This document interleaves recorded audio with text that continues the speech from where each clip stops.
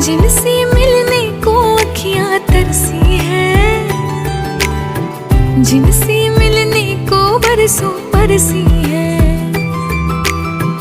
वो कान्हा का प्यारा सा रूप है,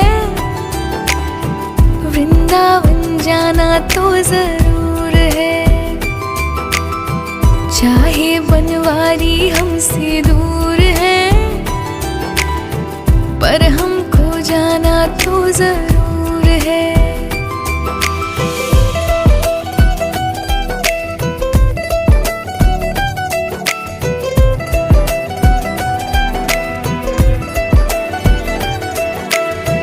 मुझको कान्हा का बुलावा आया है,